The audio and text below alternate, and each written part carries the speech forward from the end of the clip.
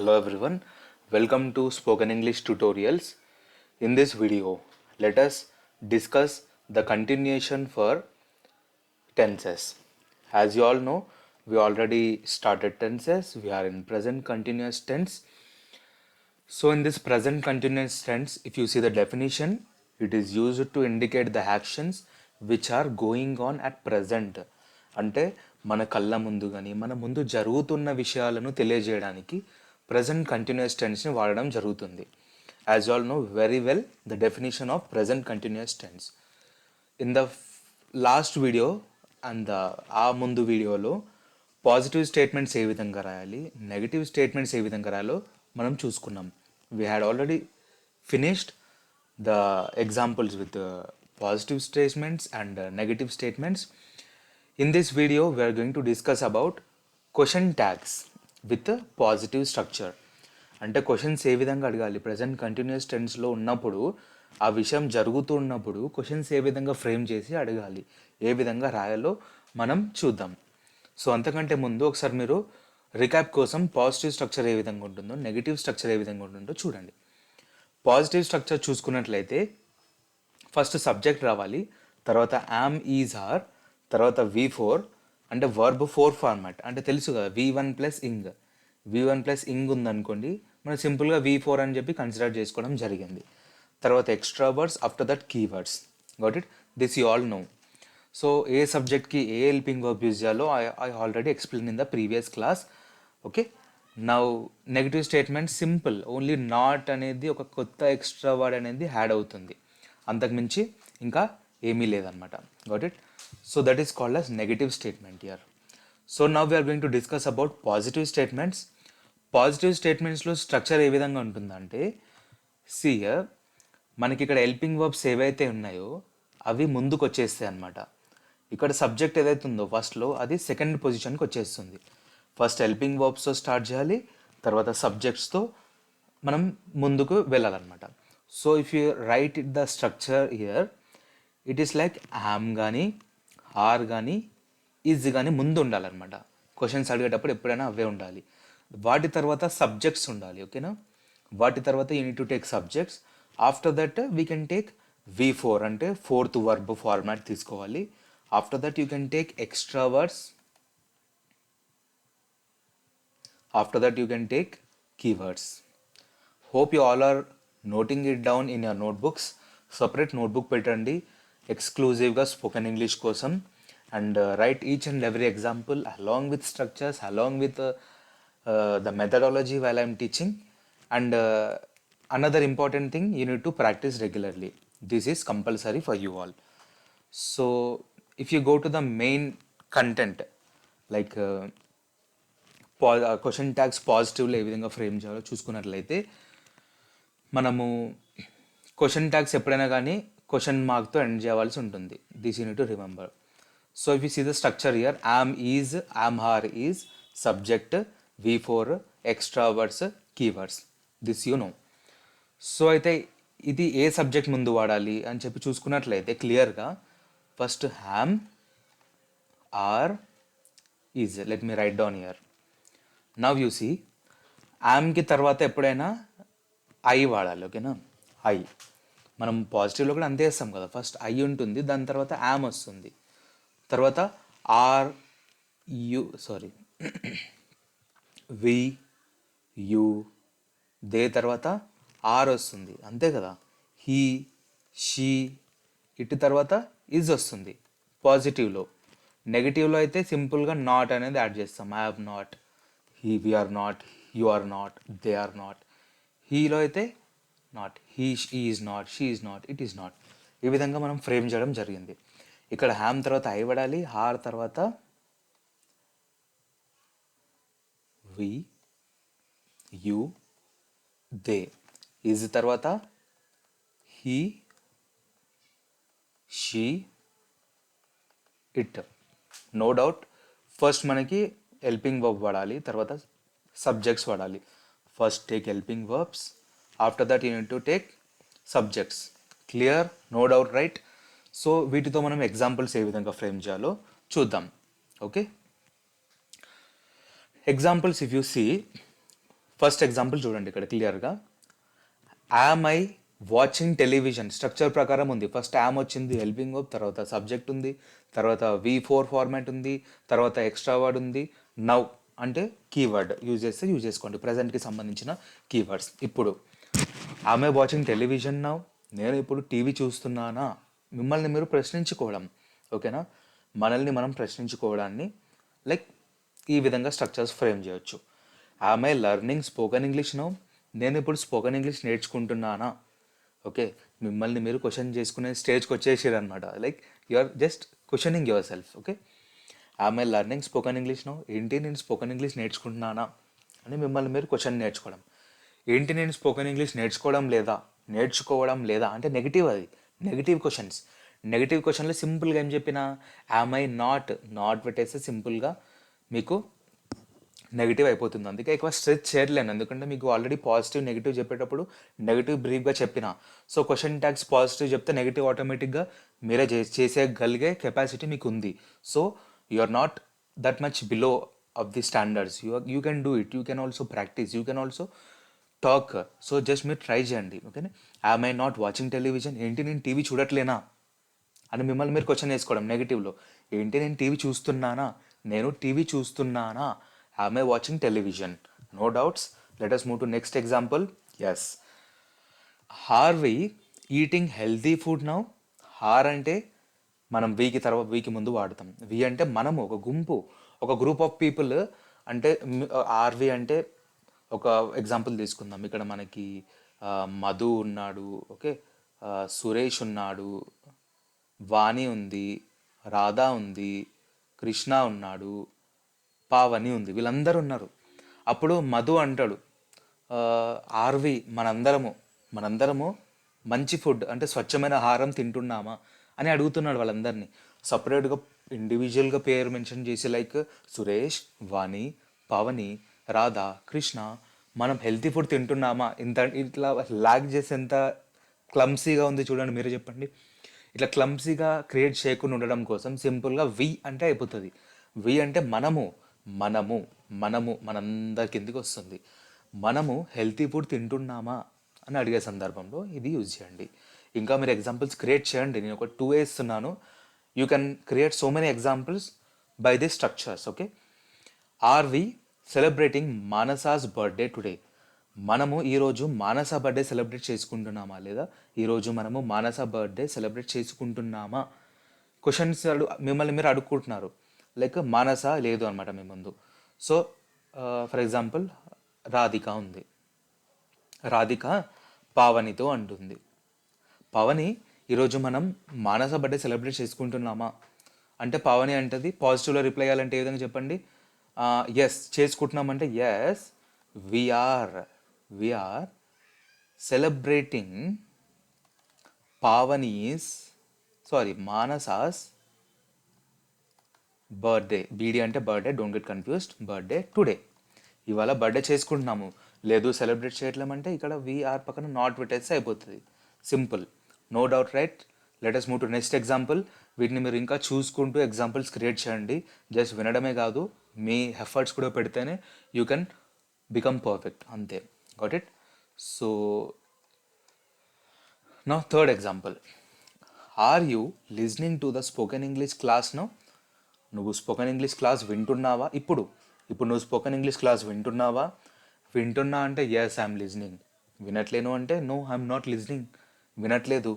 అట్లా ఎందుకు వినట్లేవు, why are you not listening, why పెట్టేసుకోండి. వై అంటే ఎందుకు, వేర్ అంటే ఇవి కూడా క్వశ్చన్సే. వై అంటే ఎందుకు, వేర్ అంటే ఎక్కడ, వెన్ అంటే ఎప్పుడు, హూ అంటే ఎవరు, వాట్ అంటే ఏంటి. ఇవి WH క్వశ్చన్స్ అనమాట. ఇవి మనం ముందు వాడుకోవచ్చు ఓకేనా. హూ ఆర్ యూ, నువ్వెవరు, వాట్ ఆర్ యూ డూయింగ్, నువ్వేం చేస్తున్నావు, when are you going to come. When చూడండి, ఇక్కడ వెన్ యాడ్ చేసుకోండి సింపుల్గా. When are you listening to the spoken English class, నవ్వు తీసేయండి అప్పుడు. ఓకే, నువ్వు ఎప్పుడు స్పోకెన్ ఇంగ్లీష్ క్లాస్ వింటున్నావు. When are you going to listen the spoken English classes. When are you going to listen to me, నువ్వు నేను చెప్పే మాటలు ఎప్పుడు వింటున్నావు. When are you going to, when are you సింపుల్గా వెన్ పెట్టేసుకోండి. ఓకే అంతే. When are you practising the mathematics problems, నువ్వు మ్యాథమెటిక్స్ ప్రాబ్లమ్స్ ఎప్పుడు చేయబోతున్నావు. ఓకేనా, చేయబోతున్నావు అంటే when.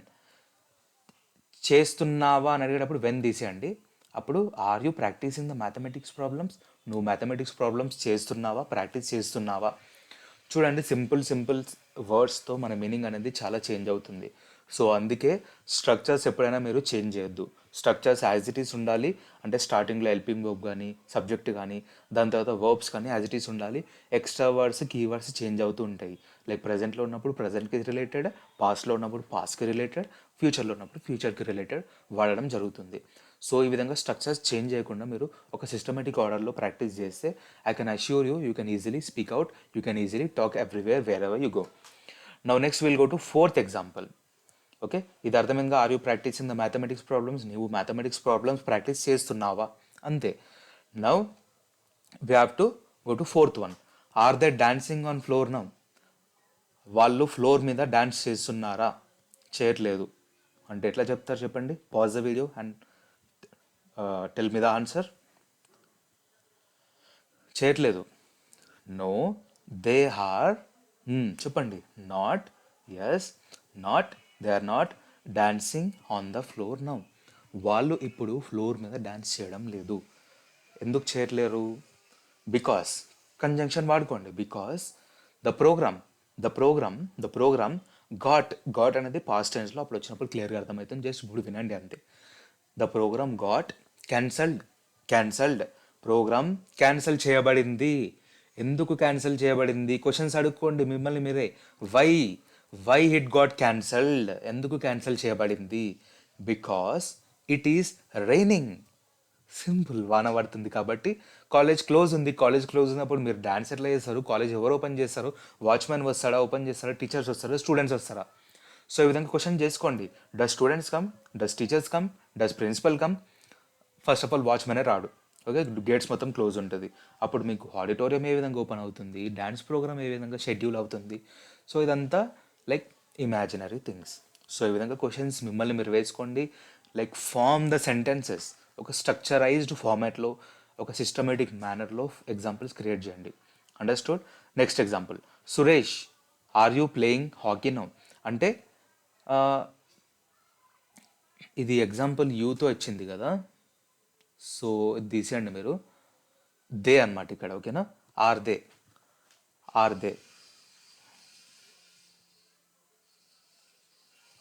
1 minute, let me change it.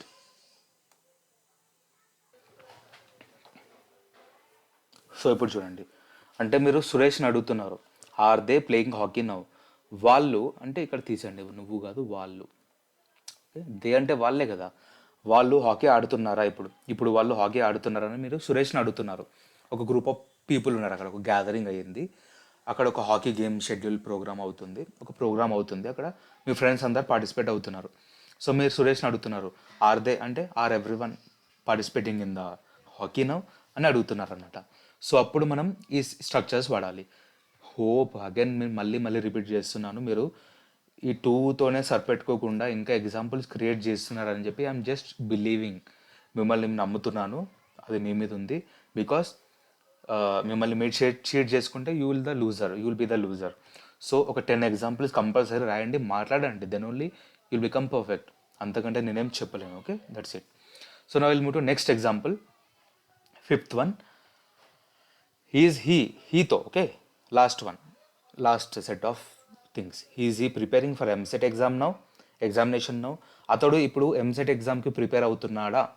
Yes, అవుతున్నాడు. అంటే yes, is preparing for EAMCET exam. అప్పుడు ఈ ముందుకు వస్తుంది, ఈజ్ ఇక్కడ వచ్చేస్తుంది. పాజిటివ్లు అంతే కదా, క్వశ్చన్లో ఈ ఇక్కడ షఫల్ అయిపోతుంది, పాజిటివ్ అంతే. Only helping verb subject change అయిపోతుంది క్వశ్చన్స్ అడిగేటప్పుడు. Plus question tag compulsory remember. Is Prabhakar playing chess? Prabhakar chess ఆడుతున్నాడా? ఓకే, క్వశ్చన్ ట్యాగ్స్, క్వశ్చన్స్ అడగడం. ఇప్పుడు ఆడుతున్నాడా? షీతో, she singing properly these days? ఈ మధ్య తను పాటలు బాగా పాడుతుందా? అంటే చాలా చక్కగా పాడుతుందా? పాడట్లేదు. అంటే ఏం చెప్తారు చెప్పండి? Pause the video and give me the answer. No, she is ఇది ఇట్ వచ్చేస్తుంది. She is not singing properly these days. Why? ఎందుకు పాడట్లేదు? Why she is not singing? Why she పాజిటివ్లో అడుగుతున్నాం మనం, షీ ఈజ్ నెగిటివ్లో. She is not singing properly these days. ఈ మధ్య తను ఎందుకు పాటలు పాడట్లేదు సరిగ్గా? అప్పుడు మీరు రీజన్ చెప్తారు. బికాస్ కంజంక్షన్ యాడ్ చేయండి. బికాస్ హర్, హర్ అంటే ఆమె throat, okay, her throat is unwell అంటే బాగలేదు. Her throat is not good. తను ఒక హెల్త్ ప్రాబ్లమ్స్ సఫర్ అవుతుంది బికాస్ సమ్ థ్రోట్ ఇన్ఫెక్షన్. అందుకే తను బాగా పాడలేకపోతుంది. అంతే, సింపుల్. పాడుతుంది అంటే yes, she's singing properly these days, she's singing properly. Next example చూడండి. Is Radhika cooking food now? Radhika ఇప్పుడు వంట చేస్తుందా? చేస్తుంది అంటే yes, Radhika is cooking now. Radhika it వచ్చేస్తుంది, ఈజ్ ఇట్ వచ్చేస్తుంది, అంతే. రాధిక ఈజ్ కుకింగ్ నౌ చేయట్లేదు అంటే Radhika is not cooking now, not cooking food now, వంట చేయడం లేదు. Next will move to it. Is it raining there now? అంటే మీరు ఒక పర్సన్ మీ కాలేజ్కి కాల్ చేసి అక్కడ వర్షం పడుతుందా? మీ కాలేజ్కి అని కాదు, మీరు ఇక్కడ for example think you are in Kerala, okay, your friend is in Bihar. You are calling to your friend in Bihar and you are asking that person in Bihar, is it raining there now? అక్కడ వర్షం పడుతుందా అని అడుగుతారు. ఒకవేళ పడుతుంది అనుకో, మీ ఫ్రెండ్ అంటాడు like yes my dear it is raining here. పడట్లేదంటే no my dear it is not raining here, ఇక్కడ వర్షం పడట్లేదు. ఆ విధంగా ఇది మనం స్ట్రక్చర్స్ యూజ్ చేసుకోవచ్చు. బాగా జోరుగా పడుతుందా వర్షం అంటే ఈజ్ ఇట్ రైనింగ్ హెవీలీ? జోరు అనేది హెవీలీ అనాలి, ఓకేనా, హెవీలీ. అయితే ఇక్కడ మీరు కొన్ని వర్డ్స్ తెలుసుకోవాలి. ఇక్కడ DRIZZ ILING చూసుకోండి. ఇక్కడ DRIZZ LING, డ్రిజ్లింగ్ అంటాం దీన్ని. సో డ్రిజ్లింగ్, ఓకే, డ్రిజ్లింగ్ అంటే చినుకులు. మనం చినుకులు పడుతున్నాయి అంటాం కదా, ముసురు స్మాల్గా చుక్కలు పడే దాన్ని డ్రిజ్లింగ్ అనాలి. Okay, it's drizzling year. ఇక్కడ కొంచెం డ్రిజ్లింగ్ అవుతుంది. చాలా హెవీగా వర్షం పడుతుందంటే హెవీ రెయిన్ని ఏమనాలి? హెవీ రెయిన్ అనొద్దు, పోరింగ్ అనాలి. అంటే it's pouring year. Got it? URING, it's pouring year అంటే సరిపోతుంది, ఓకేనా. It's pouring heavily here, it's pouring year. Now next example, is it playing in the garden now? Is అంటే మనము ఒక యానిమల్ని కానీ ఏదైనా మనం కన్సిడర్ చేస్తున్నాం ఇక్కడ, అంతే, ఓకేనా. So is it playing in the garden now? అది ఇప్పుడు గార్డెన్లో ఆడుకుంటుందా అంటే ఒక డాగ్ని కన్సిడర్ చేసుకుందాం. ఇక్కడ డాగ్ గార్డెన్లో ఆడుకుంటుందా? డాగ్ కానీ క్యాట్ కానీ అట్లా. అండర్స్టూడ్? మీరు ఎగ్జాంపుల్స్ని క్రియేట్ చేయండి. ఇక్కడ ఏంటంటే ఇట్ అంటే ఏదైనా రిప్రజెంట్ చేయొచ్చు, like any item, any things, birds names, animals names, etcetera so on. Okay, so వీటితో మన క్వశ్చన్ ట్యాగ్స్ కంప్లీట్ అయిపోయింది. నేను practical exercise in the next video I upload, so that ఒక ప్రాక్టీస్ విధంగా ఉంటుంది మీకు. So after that we're going to start present perfect tense, the third tense in present tenses. So will move on like this. మన జర్నీని continue చేద్దాము. మీ English perfect అయ్యేదాకా I will be with you. So practise perfectly, give your efforts also, practise more and more and more. Got it? Let us complete this video. We'll meet in the next video. Until then, practice more.